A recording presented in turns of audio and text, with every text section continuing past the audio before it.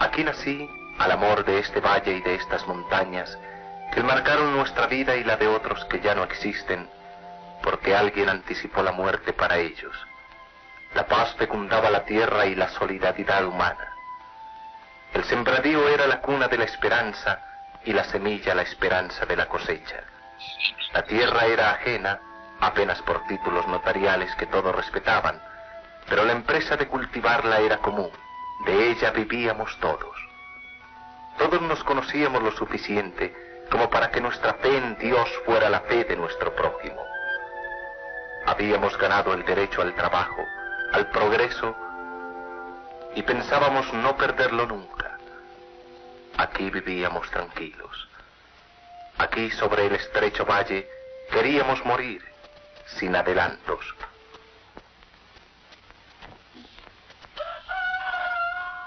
El último canto del gallo madrugador era nuestra propia voz de aliento. Con el amanecer comenzaba nuestro afán de cada día. Policarpo y Virginia, como todos, iniciaban la tarea de cada jornada con la sensación de estar ganando el pan y la dignidad. Estaban en plena formación de su hogar.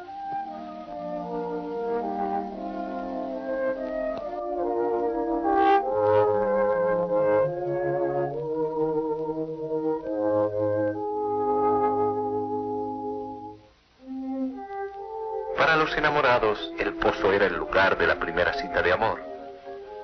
La ternura de su superficie fue el espejo de muchos romances y sus aguas tenían algo de lustral sacramento y de picaresco erotismo. Los animales compartían nuestra vida como nuestros naturales aliados en la brega y nos enorgullecían. La importancia de un vecino se medía como en los tiempos pastoriles de la Biblia, por el número y estado de sus semovientes.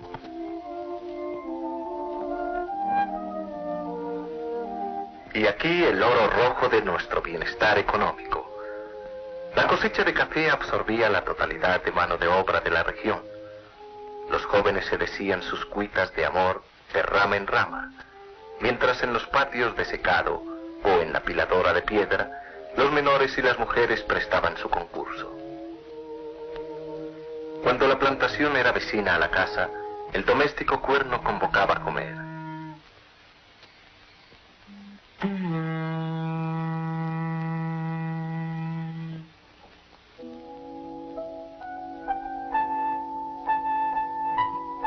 Los hombres llegaban trayendo en su rostro la satisfacción del trabajo y la ausencia del temor, mientras las mujeres, diligentes y laboriosas, repartían el modesto almuerzo.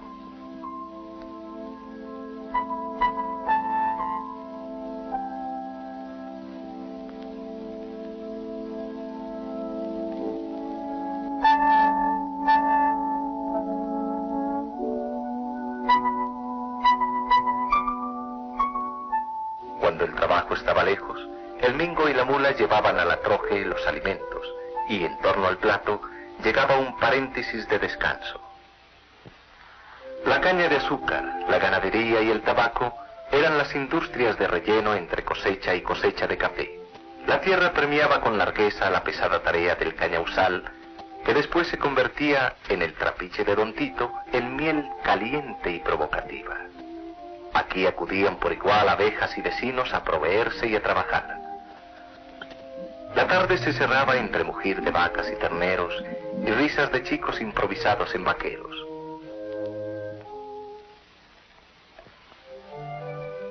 Al caer la noche, los cosecheros y cosecheras se reunían en torno a la comida y departían con el dueño de la finca y su familia. Algunos se organizaban en grupos para jugar a los naipes inocentes apuestas de golosinas o centavos. Los viejos, rodeados de los niños, contaban cuentos de fantasmas.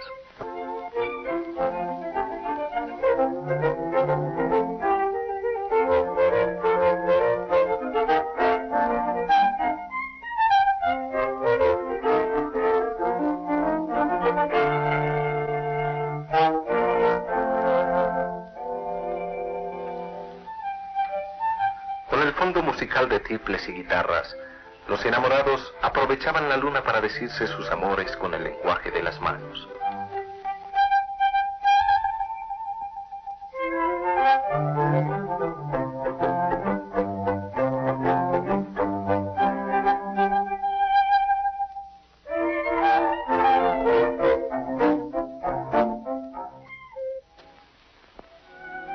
La hora del rosario era encabezada por la señora de la casa, en torno a la cual se reunían todos, fundidos en una sola intención: levantar el corazón a Dios para pedir mercedes.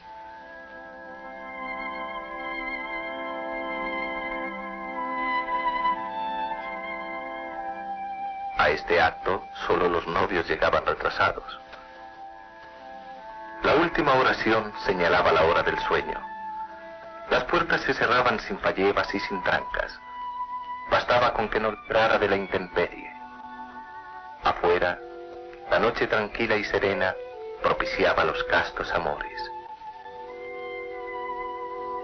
El sueño se interrumpía solo por las fantasmagorías infantiles excitadas por el relato de cuentos inofensivos: la patasola, la llorona, la luz del limonal, contra los cuales la sola presencia materna era suficiente protección.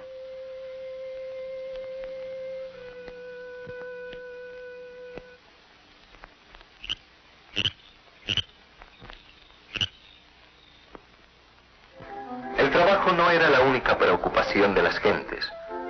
En el centro de la vereda, en lugar estratégico para hacerla accesible, la escuelita rural, construida con el aporte de todos, levantaba sus paredes de bareque encalado como símbolo elemental de un común anhelo de superación que fundía en un solo metal humano a todos los niños de la vecindad, sin diferencia entre el hijo del patrón, del aparcero, del peón o del granjero. Josefa la maestrita estimulaba con espíritu de apostolado civil el amor al alfabeto. La nación llegaba hasta nosotros a través de sus textos de enseñanza primaria, que nos incorporaban a la historia y a la geografía del país, textos que eran la garantía de nuestro propio progreso y muchas veces los únicos libros que entraban en nuestros ranchos. Cuando llegaba la hora del recreo, como enjambre rochelero, la chiquillería poblaba el patio para divertirse con juguetes de su propia fabricación: caucheras, cornetas o bodoqueras. Los amigos del trompo ponían pasión en la rayuela. Éramos en aquella escuela los muchachos que Alan Beach veía como la verdad con la cara sucia, la sabiduría con el pelo desgreñado. Éramos la esperanza del futuro, futuro que para algunos, ay, no llegó nunca. Contaba la comarca con sus propias fuentes de abastecimiento y con inolvidables personajes típicos. Doña Juana, la mujer fuerte de la región, que administraba su propio predio con energía suficiente para poner a raya a los varones.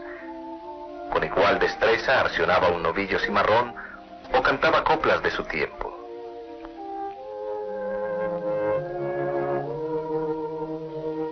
Ulpiano, el policía rural, encarnaba la autoridad para dirimir litigios sobre alguna cerca corrida o simplemente para hacer regresar a su casa algún achispado por el guarapo. Agapito, el sobandero octogenario, era la historia abierta del lugar que había conocido a nuestros abuelos y nunca cobró por sus sobandijos, ungüentos o entablillados. La casa de Virginia era importante porque producía el pan que se alternaba con el plátano y la arepa. Las gentes decían que tenía unas manos tan afortunadas que podían amasar sin levadura. Al igual que todos los vecinos, doña Juana hacía sus encargos del pan que no podía faltar en su finca. Policarpo, el esposo de Virginia, vivía enamorado de su hogar y de sus hijos como de los potros que arrendaba. Pero sobre todo, se sentía orgulloso de que los ojos más lindos en muchos kilómetros a la redonda fueran los de su mujer. El amor imperaba en toda su casa mientras el fuego del horno ardía como una bendición. Cuando llegaba el domingo, el aseo personal y el atuendo festivo constituían la primera preocupación. Las armas guardadas y ociosas durante la semana eran complemento de las prendas domingueras y a nadie inquietaban. Si en la casa eran garantía de seguridad, afuera eran solamente objeto de adorno y de deporte.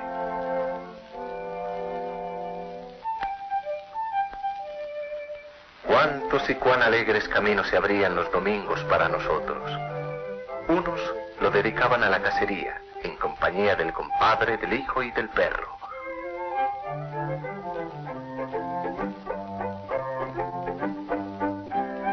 Otros iban al río donde se lanzaba la atarraya mientras los niños jugaban con el agua.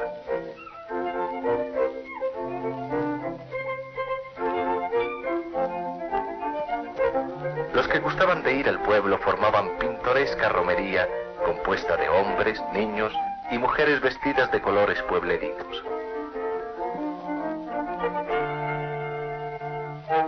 El pueblo, sentado en un valle risueño, resumía en lo social, lo administrativo y en lo económico el espíritu de nuestras gentes.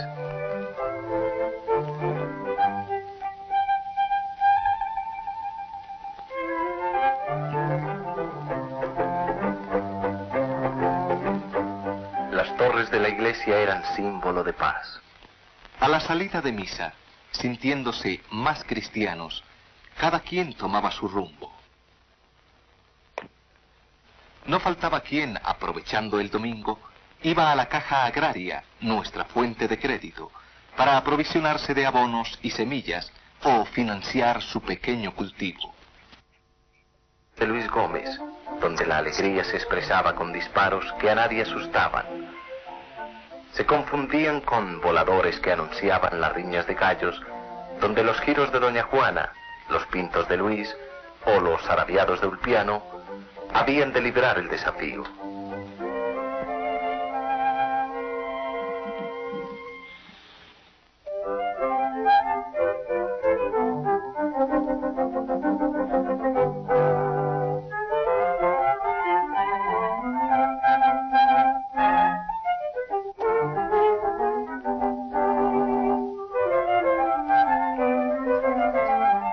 Cuando la emoción de la riña ponía en algunos apostadores gestos o palabras subidas de punto, allí estaba Luis, el dueño de la casa, para volver pacíficamente las cosas a su lugar.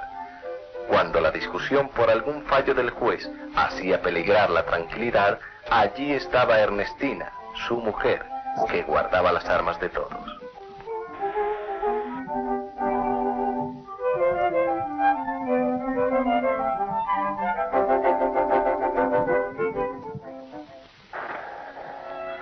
Cuando llegaba la fiesta de San Isidro Labrador, se extendía por toda la comarca contagiosa alegría, puesto que todos éramos labradores. Precedida por la rústica banda, desfilaba la regia procesión, exaltando la fe de los niños y de los mayores.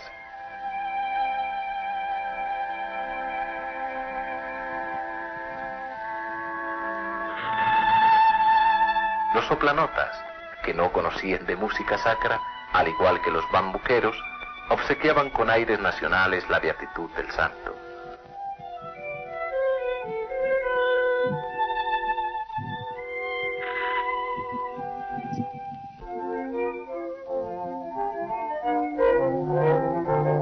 Las ofrendas de mazorcas y productos de la tierra eran la esperanza de mejores cosechas. El día cerraba con espontáneos bailes populares, entre orquestas improvisadas y libaciones de guarapo.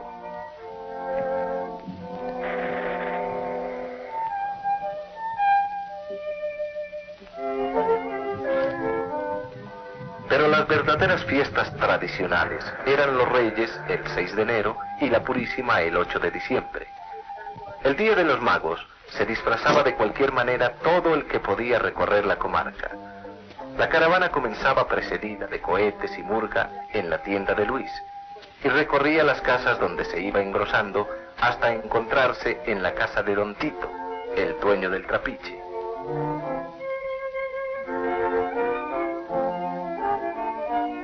No eran extrañas las equivocaciones de las parejas que se amartelaban para descubrir después que la presunta Dulcinea resultaba ser nada menos que Ulpiano, Agapito o Doña Juana.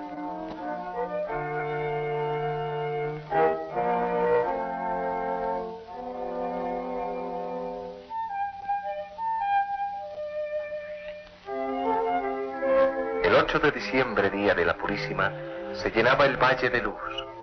La trayectoria trazada por los cohetes rasgaba el cielo de la alborada. Cuando el sol se asomaba por el cerro de la Vieja, la bandera blanca de la Virgen ondeaba sobre todos los techos. Así era mi vereda, limpio cielo, limpias almas, pero un día, cargadas nubes se abatieron sobre la vereda y trajeron presagios de fatalidad. Sobre el recodo del camino dejó de alegrar la enflorada cruz de mayo.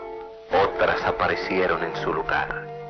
Aquí la de Luis Gómez, sin saber por qué, cayó una mañana víctima de un disparo de origen desconocido.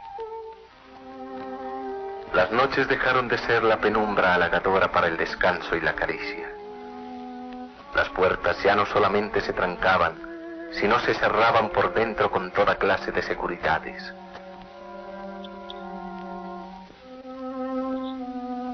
Tan solo Agapito el sobandero continuaba siendo huésped de los corredores, pero un día también cayó al pasar el arroyo.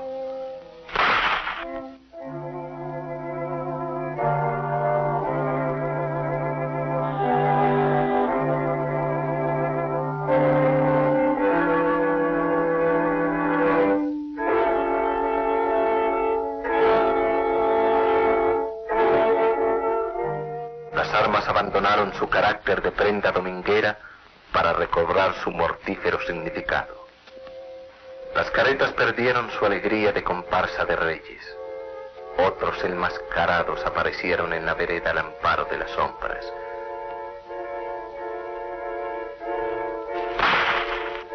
Y esta vez, las víctimas fueron dos campesinos inocentes que no tenían más bandera que la de su amor.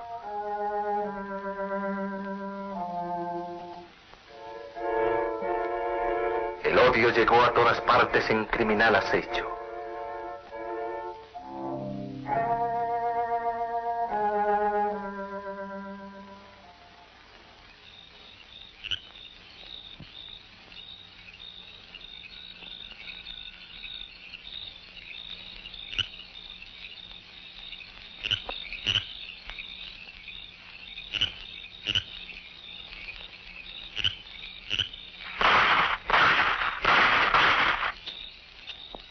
La panadería ardió en medio de disparos traicioneros. Solo Virginia pudo salvarse, pero agregando a la pérdida de su amor la de su pudor como última ignominia.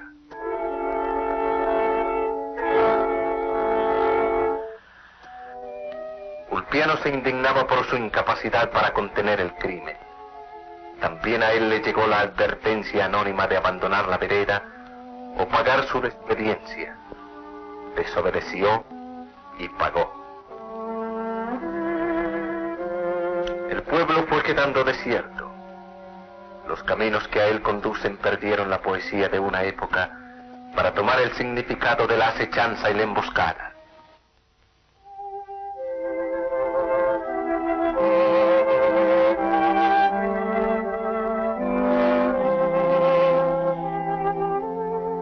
Después de algunos años regresé a mi vereda, o mejor dicho, al yermo de lo que fue mi vereda. La maleza y las cruces invadían los caminos.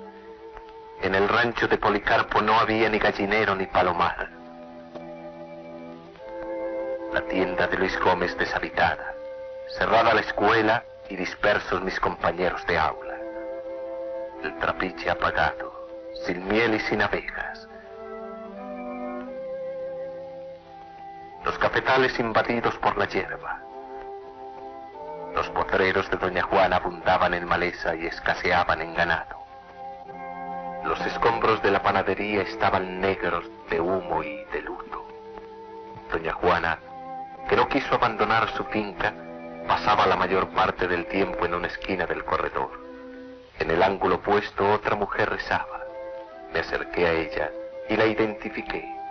Las cuentas de su rosario no contabilizaban propiamente Ave Marías. Al desgranarlas, pensando en la noche de su horror, repetía como jaculatoria mal vocalizada solo una palabra. Los quemaron, los quemaron, los quemaron.